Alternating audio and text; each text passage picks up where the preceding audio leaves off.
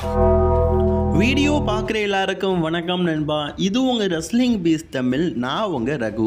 இன்றைக்கி நம்ம சேனலில் பார்க்க போகிற செய்தி எல்லாமே ரொம்ப இன்ட்ரெஸ்டிங்காக இருக்கும் அப்படின்னு நினைக்கிறேன். அதனால் மறக்காமல் சேனலுக்கு ஃபஸ்ட் டைம் வந்துருக்கோங்க, சப்ஸ்கிரைப் பண்ணி பெல் ஐக்கானை கிளிக் பண்ணி வச்சுக்கோங்க. தினமும் போடுற ரெஸ்லிங் செய்தியில் தமிழை தெரிஞ்சுக்கோங்க. நட்புக்காக லைக் பண்ணிக்கோங்க நண்பா. ப்ராக் லெஸ்னரை பற்றி பல வருஷமாக, ஏன்னா கிட்டத்தட்ட ப்ராக் லெஸ்னர் WWE போய் கிட்டத்தட்ட 11 மாதம் ஆயிடுச்சு. இந்த 11 மாதத்தில் பார்த்தீங்கன்னா ப்ராக் லெஸ்னரை பற்றி பேச்சுவார்த்தைகள் WWEயில் பெரிதும் இல்லாமல் இருந்தது. காரணம், ப்ராக் லெஸ்னர் பார்த்தீங்கன்னா இந்த செக்ஷுவல் இஷ்யூராக மாற்றினதுனால அவரை பற்றி WWE எதுவும் பேசாமல் இருந்தாங்க. பட் ஆனால் இந்த வாரம் நடந்த ஃப்ரைடே நைட் ஸ்மாக்டவுனில் கெவின் ஓவன்ஸ் ஒரு வார்த்தை பேசியிருப்பார். பால் ஹேமன், நீ என்ன மாறுவ, எப்படி மாறுவ அப்படிங்கிறது எல்லாருக்குமே தெரியும். நீ முதல்ல யார் கூடலாம் அட்வொகேட்டாக இருந்த, ப்ராக் லெஸ்னர் கூட அட்வொகேட்டாக இருந்த. ப்ராக் லெஸ்னர் இல்லைன்னு சொல்லிட்டு தானே நீ ரோமன் ரெயின்ஸ் கிட்ட போன. இப்போது ரோமன் ரெயின்ஸ் இல்லைனா இன்னொரு ரெஸ்லர் கூட நீ அட்வொகேட்டாக மாறிடுவ. இப்படி மாறிக்கிட்டே இருப்ப, அதான் உன் புத்தி அப்படிங்கிற மாதிரி சொல்லியிருப்பார். இதில் தான் பார்த்தீங்கன்னா WWE ப்ராக் லெஸ்னருடைய பேரை மென்ஷன் பண்ணியிருப்பாங்க. ஃபஸ்ட்டு கெவின் ஓவன்ஸ் பேசும்போது நீ பல பேர் கூட இருந்த அப்படிங்கும்போது RVDயாக இருக்கட்டும், பிக் ஷோவாக இருக்கட்டும், இவங்கெல்லாம் அடங்குவாங்க. அவங்கெல்லாம் பார்த்தீங்கன்னா இப்போதைக்கு WWE இல்லை, ரைபேக் இவங்கெல்லாம் பார்த்தீங்கன்னா WWE இல்லை. அதனால் மற்றவங்க அப்படின்னு சொல்லிட்டு அவங்க பேரை மென்ஷன் பண்ணிவிட்டு ப்ராக் லெஸ்னர் WWE இல்லாட்டாலும் அவர் WWEக்கு தான் கண்டிப்பாக வரப்போகிற ரிட்டர்ன். அதனால் பார்த்தீங்கன்னா அவருடைய பேரை ப்ராக் லெஸ்னர் அப்படின்னே சொல்லிட்டு WWE பார்த்தீங்கன்னா மென்ஷன் பண்ணியிருப்பாங்க. இதை நீங்கள் எத்தனை பேர் கவனிச்சிங்க அப்படிங்கிறத மறக்காமல் கமெண்ட் பாக்ஸில் கமெண்ட் பண்ணுங்கள். அது மட்டும் இல்லாமல் ப்ராக் லெஸ்னரை பற்றி தினம் தினம் ரசிகர்கள் பார்த்தீங்கன்னா ஏதாவது அப்டேட் கேட்டுட்டு இருக்கிறாங்க. நேற்றுக்கு பார்த்தீங்கன்னா ஏதோ ஹாக்கி கேம் ஏதோ நடந்திருக்கு போல இருக்குது. அதில் ப்ராக் லெஸ்னரை பார்த்தீங்கன்னா ரசிகர்கள் பார்த்துருக்குறாங்க. பார்த்த உடனே சும்மா இருப்பாங்களா, தன்னுடைய மொபைல் எடுத்து ஒரு ஃபோட்டோ எடுத்துக்கிறாங்க. ப்ராக் லெஸ்னர் ஸ்பாட்டிஃபை ஆகிருக்காரு இந்த இடத்துக்கு அப்படின்னு சொல்லிட்டு. எஸ், ப்ராக் லெஸ்னரும் பார்த்தீங்கன்னா பேருக்கு பார்த்தீங்கன்னா ரசிகர்கள் டிவிஷனுக்குன்னு சொல்லிட்டு ஒரு சாம்பியன்ஷிப்பை பார்த்தீங்கன்னா கொண்டு வந்துருக்கிறாங்க. இது விமன் டிவிஷனில் இருக்கிற நார்த் அமெரிக்கன் சாம்பியன்ஷிப். பட் ஆனால் இது NXTல தான் இருக்குது. WWE இப்போதைக்கு அஃபிஷியலாக ஒரு விஷயத்த சொல்லியிருக்கிறாங்க. இந்த நார்த் அமெரிக்கன் சாம்பியன்ஷிப்பை பார்த்தீங்கன்னா விமன் டிவிஷனில் இருக்கிற யார் வேணாலும் பார்த்தீங்கன்னா வின் பண்ணிக்கலாம் அப்படிங்கிற மாதிரி சொல்லியிருக்கிறாங்க. இதை NXT ராஸ்டருக்காக மட்டுமே இல்லை, மெயின் ராஸ்டர் கூட இந்த மேட்ச்சில் பங்கேற்று அவங்க உமன்ஸ் நார்த் அமெரிக்கன் சாம்பியன்ஷிப்பை வெல்லலாம் அப்படிங்கிற மாதிரி சொல்லியிருக்கிறாங்க.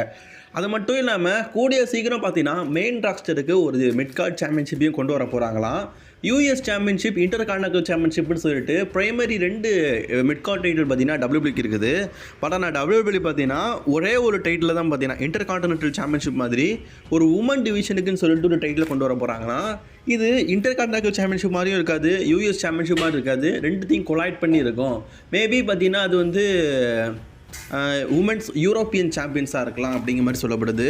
ஏன்ப்பா இன்டர் கனெக்டல் சாம்பியன்ஷிப் பேர் வச்சுக்கலாமே, US சாம்பியன்ஷிப் வச்சுக்கலாமேன்னு கேட்டிங்கன்னா அதில் தான் ஒரு குழப்பம். ஏன்னா 2 மிட் கார்ட் டைட்டில் இருக்குது, 2 பேர் வரும். இது ஒரேடியாக பார்த்தீங்கன்னா ஒத்த பேரில் நிப்பாட்டிடலாம்ல. அதனால் பார்த்தீங்கன்னா பொதுவான ஒரு புது நேமாக பார்த்தீங்கன்னா அந்த சாம்பியன்ஷிப்புக்கு பேர் வச்சு கூடிய சீக்கிரம் பார்த்தீங்கன்னா இப்போ WWEயில் பார்த்தீங்கன்னா உமன் டிவிஷன் கொஞ்சம் ஸ்ட்ராங்காக தான் ஆகிட்டு இருக்குது. ஸோ ரசல்ஸ் அதிகமாகிட்டாங்க, யாருக்கா சாம்பியன்ஷிப் கொடுக்கணும்ல. அதனால் பார்த்தீங்கன்னா கூடிய சீக்கிரம் உமன் டிவிஷனுக்கும் ஒரு நியூ டைட்டில் பார்த்தீங்கன்னா WWE கொண்டு வருவாங்க அப்படிங்கிற மாதிரியான அப்டேட் கிடச்சிருக்குது. அப்படி டைட்டில் கொண்டு வந்தால் அந்த டைட்டிலுக்கு என்ன பேரை வைக்கலாம் அப்படிங்கிறத மறக்காமல் கமெண்ட் பாக்ஸில் கமெண்ட் பண்ணிக்கோங்க. கமெண்ட் பண்ணுவீங்களே, சூனாப்பா நான் சாம்பியன்ஷிப்னு வைங்க, நல்லாயிருக்குன்னு. ஸோ அடுத்த அப்டேட் பார்த்தீங்கன்னா சோலோ சிக்காவை பற்றி தான். ட்ரிபிள் ஹைட்ஸ் ரீசெண்டாக கொடுத்த இதில் பார்த்தீங்கன்னா நெக்ஸ்ட் ரோமன் ரெயின்ஸாக இருக்கிறது அப்படின்னு கேட்கும்போது அவருடைய ஃபேமிலி மெம்பர் தான் அப்படிங்கிற மாதிரி சொல்லியிருக்கிறாரு. ஸோ அது கண்டிப்பாக பார்த்தீங்கன்னா சோலோ சிகாவை தான் குறிக்குது. சோலோ சிகாவை பார்த்தீங்கன்னா நீங்கள் கொஞ்சம் நல்லா யூஸ் பண்ணி பாருங்கள்.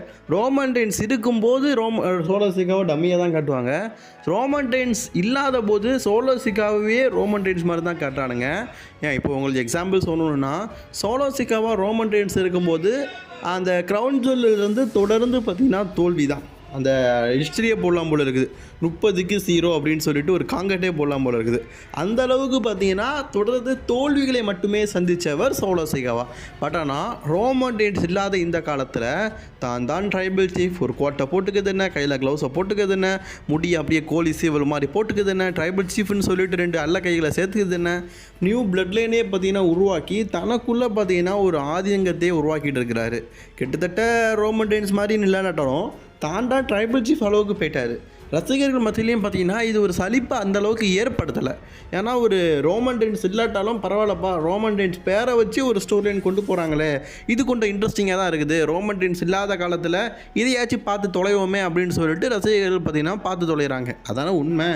ஸோ இந்த மாதிரி WWE பார்த்தீங்கன்னா க்ரியேட்டிவ் ஐடியாஸ் கொஞ்சம் வித்தியாசமாக இருக்குது, ரசிகர்கள் மத்தியில் கொஞ்சம் இன்ட்ரெஸ்டிங்காக இருக்குது. அது மட்டும் இல்லாமல் சோலோ சிகாவுக்கு அப்கமிங் பிளான்ஸும் பார்த்திங்கன்னா ரொம்ப அதிகமாக இருக்குது. இப்போ அஃபிஷியலி ரோமன் ரெயின்ஸ் போனதுக்கப்புறமா அதிகமாக சோலோ சிகா மேட்சஸ் விளையாடலை, லைவ் இண்டஸ்ட்ரியும் விளையாடலை. கிட்டத்தட்ட ரோமன் ரெயின்ஸ் எப்படி பேப்பருக்கு சண்டை போடுவாரோ அதே மாதிரி பேப்பரி சண்டை போட்டுட்ருக்காரு. கிட்டத்தட்ட பார்த்திங்கன்னா ரோமன் ரெயின்ஸ் மாதிரியே ஆகிட்டார். ரசிகர்கள் மத்தியில் பார்த்திங்கன்னா ரோமன் ரெயின்ஸ் இல்லாட்டா சோலோ சிகாவாக இருக்கிறான் அப்படிங்கிறத பார்த்திங்கன்னா ஆழமாக பதிய வைக்கிறாங்க போல இருக்குது. அது ஆரம்பத்திலே காட்டினா பரவாயில்ல, இப்போ ரோமன் ரெயின்ஸ் இல்லாத டைமில் பண்ணுறது தான் கொஞ்சம் வெறுப்பாக இருக்குது. சரி, அது மட்டும் இல்லாமல் இன்னொரு முக்கியமான விஷயம் இருக்குது. சோலோ சிகாவை தான் பார்த்திங்கன்னா அப்கமிங்கில் கோடி ரோட்ஸ் கூட மோத போகிறாரு அப்படிங்கிற மாதிரிலாம் சொல்லப்படுது.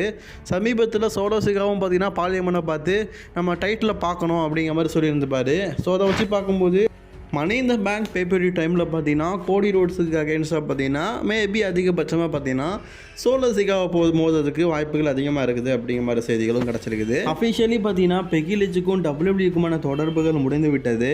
பெக்கி லிஞ்சுடைய கான்ட்ராக்ட் பார்த்தீங்கன்னா இந்த வாரம் நடந்த ஃப்ரைடே நைட் ஸ்மாக்டவுனோட பார்த்தீங்கன்னா முடிஞ்சிருச்சு. ஸோ ஆனால் பெக்கி லிஞ்ச் இது வரைக்கும் பார்த்தீங்கன்னா அவங்களுடைய கான்ட்ராக்டை எக்ஸ்டெண்டிங் பண்ணலை. ஒரு சின்ன பிரேக் வேணும் அப்படிங்கிற காரணத்தினால WWEக்கும் அவங்களுக்கும் இருக்கிற தொடர்பை பார்த்தீங்கன்னா முடிச்சிட்டாங்க. WWEயும் பார்த்தீங்கன்னா பெக்கி லிஞ்ச் கூட கான்ட்ராக்ட் போடுறதுக்கு ரெடியாக தான் இருக்கிறாங்க.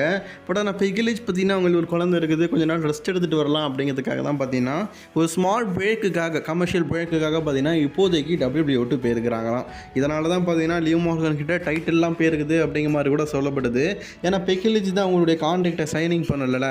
பெக்கி லிஞ்ச் என்ன தான் கான்ட்ராக்டை சைனிங் பண்ணாட்டாலும் கண்டிப்பாக WWE தான் வருவாங்க, வேறு எந்த ரெஸ்லிங் கம்பெனிக்கும் போக மாட்டாங்க அப்படிங்கிற மாதிரி நம்பவும் செய்யலாமா. ஏன்னா பெக்கி லிஞ்சை பொறுத்த வரைக்கும் இந்த அளவுக்கு வளர்த்து விட்டது அப்படின்னா கண்டிப்பாக WWE தான், வேறு எந்த ரெஸ்லிங் கம்பெனி போயிருந்தாலும் இந்த மாதிரி நடந்திருக்காது. ஸோ அதனால் கண்டிப்பாக பெக்கி லிஞ்ச் திருப்பி வரும்போது அவங்க ஹஸ்பண்டும் இப்போ பார்த்தீங்கன்னா WWE இல்லாமல் தான் இருக்கார், வரும்போது ஒரு நல்ல கேரக்டரில் நல்ல புஷ்ஷோட பார்த்தீங்கன்னா ரிட்டர்ன் ஆவாங்க அப்படிங்கிற மாதிரி சொல்லப்படுது. பெக்கி லிஞ்சை நம்ம அது வரைக்கும் WWE பார்க்க முடியாது. ஷார்லட் ஃப்ளேர் இருக்கிறாங்கல்ல, போன வருஷம் செப்டம்பர் மாதம் பார்த்தீங்கன்னா அவங்களுக்கு இன்ஜுரி ஏற்பட்டுச்சு. ஸோ அந்த இன்ஜுரி பார்த்தீங்கன்னா இப்போதைக்கு கியூர் ஆகிட்டுது. இப்போதைக்கு நம்ம ஷார்லட் ஃப்ளேர் பார்த்தீங்கன்னா ரெஸ்லிங்கான ட்ரைனிங் எடுக்க ஆரம்பிச்சிட்டாங்க. ஏன்னா அவங்களுடைய ரிட்டர்ன் அப்படிங்கிறது கூடிய சீக்கிரம் இருக்க போகுது. இப்போதைக்கு சம்மர்ஸ்லாம் வரைக்கும் பார்த்தீங்கன்னா ஸ்டோரி லைன் எல்லாத்தையும் பார்த்தீங்கன்னா WWE வந்து ஃபில் பண்ணி ஒரு லெவலுக்கு வச்சிருக்கனால மேபி சம்மர்ஸ்லாமில் பார்த்தீங்கன்னா ஷார்லட் ஃப்ளேர் வந்து ஒரு ஷாக்கிங்கான ரிட்டர்ன் கொடுக்க வாய்ப்பு இருக்குது.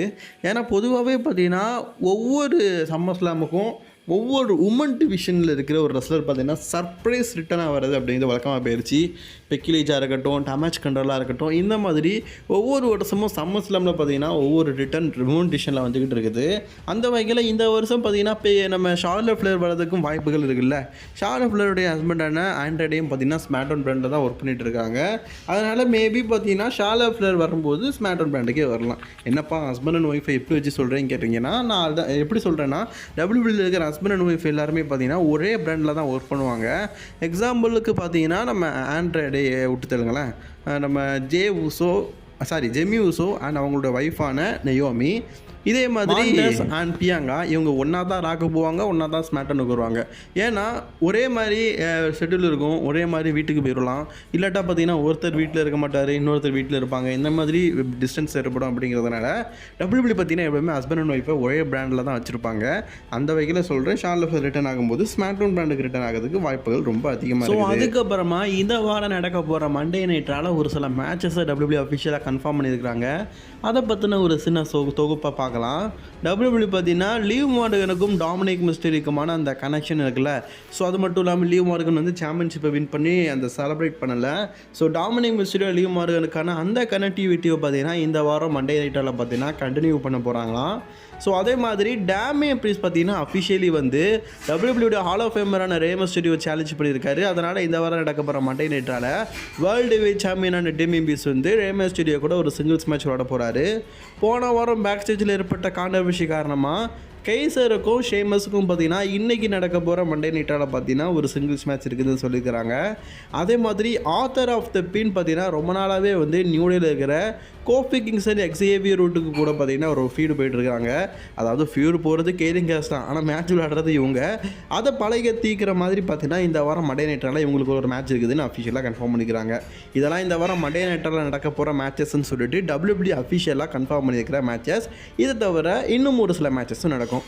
ஓகே ஃப்ரெண்ட்ஸ், இன்னைக்கான வீடியோவில் தான் பிடிச்சிருந்தா லைக் ஷேர் பண்ணிக்கோங்க. தொடர்ந்து வீடியோ பார்க்க சேனலை சப்ஸ்கிரைப் பண்ணிக்கோங்க.